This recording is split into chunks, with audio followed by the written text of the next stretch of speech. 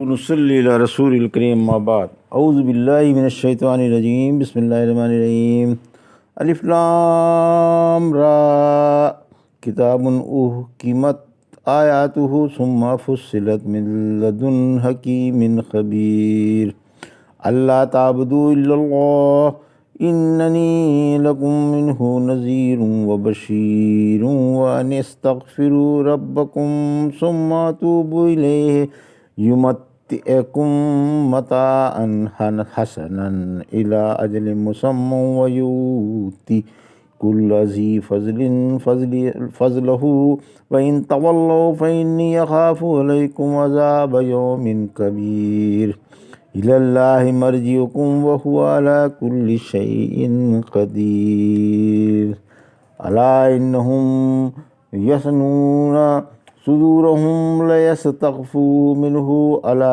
حین یستغشون ثیابہم یعلم ما یسرون وما یعلنون انہ علیم بذات الصدور وما من دابۃ فی الارض الا علی اللہ رزقها ویعلم مستقرها ومستودعها کل فی کتاب مبین۔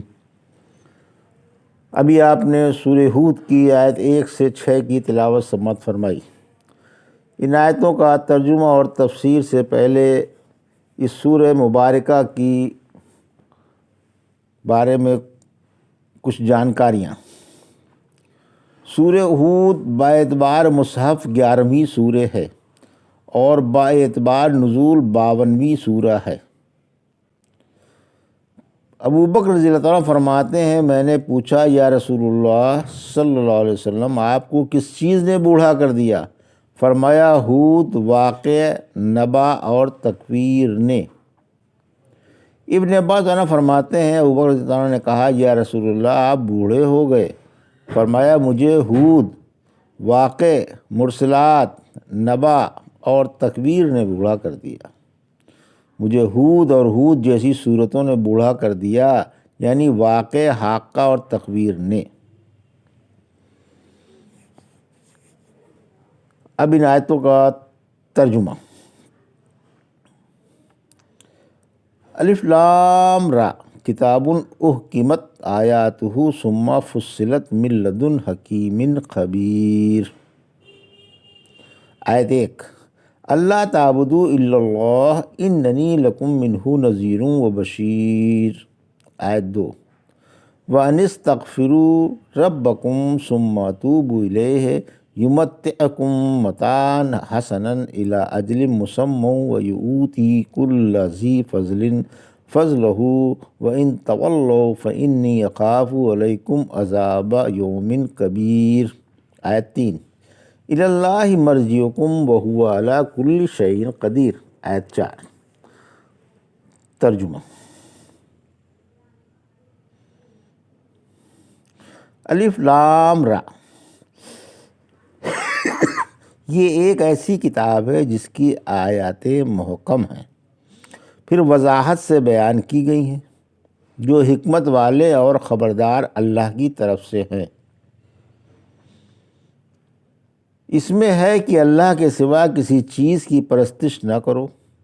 دیکھو میں تمہیں اللہ کی طرف سے آگاہ کرنے والا اور خوشخبری سنانے والا ہوں، اور یہ کہ اپنے رب سے مغفرت کی دعا کرو، پھر اس سے توبہ کرو، وہ تمہیں ایک مقررہ وقت تک عمدہ فائدہ پہنچائے گا اور ہر زیادہ عمل والے کو زیادہ ثواب عطا فرمائے گا، اور اگر تم منہ پھیر لو تو مجھے تم پر ایک بڑے دن کے عذاب کا اندیشہ ہے۔ اللہ ہی کے پاس تم سب کو لوٹ کر جانا ہے اور وہ ہر چیز پر پوری قدرت رکھنے والا ہے۔ یہ تھا ترجمہ سورہ ہود کی آیت 1 سے 4 کا۔ تفسیر۔ آیت 1، الف لام را کا معنی اللہ کو معلوم ہے۔ آیت 2، قرآن حکیم میں الفاظ محکم ہیں اور معانی و مطالب میں پوری تفصیل ہے۔ اس کی بیرونی صورت بھی کامل ہے اور اندرونی بھی۔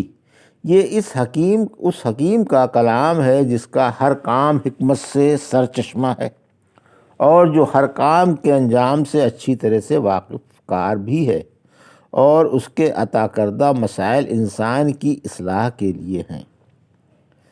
تمام انبیاء توحید لے کر آئے۔ قرآن کے اتارے جانے کی بنیادی غرض یہ ہے کہ توحید قائم کی جائے اور شرک کی بیخکنی کی جائے۔ پہلے تمام نبی اسی بنیادی مسئلے کو پھیلانے کے لیے اور لوگوں کو توحید کی طرف بلانے کے لیے آئے۔ پھر فرمایا کہ میں بشیر و نذیر ہوں، یعنی اللہ کے دین کی مخالفت کرنے والوں کو اس کے بے پناہ عذابوں سے ڈرانے والا ہوں، اور اس کے احکام مان کر ان پر عمل کرنے والوں کو اس کی نعمتوں کی بشارت دینے والا ہوں۔ ایک دفعہ رحمت عالم صلی اللہ علیہ وسلم کوہ صفا پر چڑھ کر قریش کے ایک ایک قبیلے کو آواز دے کر بلاتے ہیں، اپنوں کو بھی اور پرایوں کو بھی۔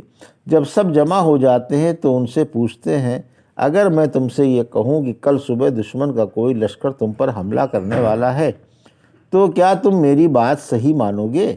یہ عرض کرتے ہیں، یقیناً، کیونکہ ہمارے سامنے آج تک آپ نے کوئی جھوٹ نہیں بولا۔ آپ نے فرمایا، اچھا تو دیکھو، قیامت آنے والی ہے، تمہیں اپنی شرارتوں اور برائیوں کا بدلہ ملنے والا ہے جو بڑا سخت ہوگا۔ میں تمہیں اللہ کے عذاب سے آگاہ کرنے والا ہوں۔ آیت 3، شریعت کی پابندی سے دنیا و آخرت کی اصلاح ہوتی ہے، یعنی سابق برائیوں سے باز آ جاؤ اور سچے دل سے توبہ کر لو اور اپنے رب کے آگے جھکے رہو۔ پھر فرمایا کہ اللہ تمہیں عمدہ فائدہ پہنچائے گا، یعنی شریعت پر عمل کرنے سے دنیوی زندگی بھی بن جاتی ہے اور آخرت کی زندگی بھی، جو اصل زندگی ہے۔ حق تعالیٰ نیک عمل کرنے والوں کو بڑی بڑی نعمتیں عطا فرماتا ہے۔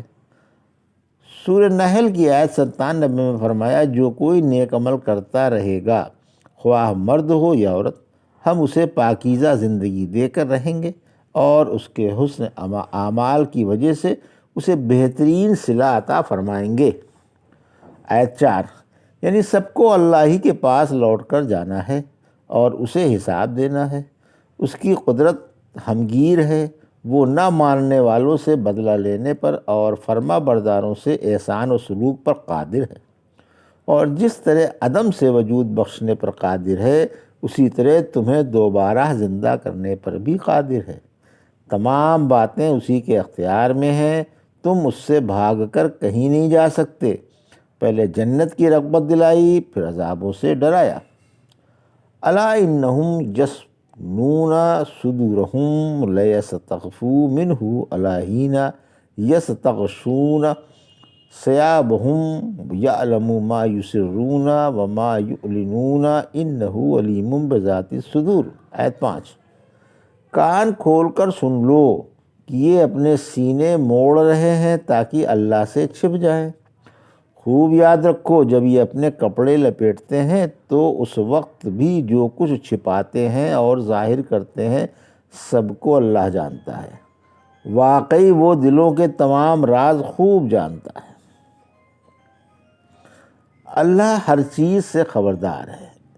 یہ ترجمہ تھا آیت 5 کا۔ تفسیر، صحبت و عریانی کی حالت میں پردے والے اعضاء کو آسمان کی طرف کرنا برا سمجھا جاتا تھا، اس لیے بول و براز وہم بستری کی حالت میں خلوت میں عریاں ہونا معیوب سمجھ کر سر ڈھانک لیے جاتے تھے۔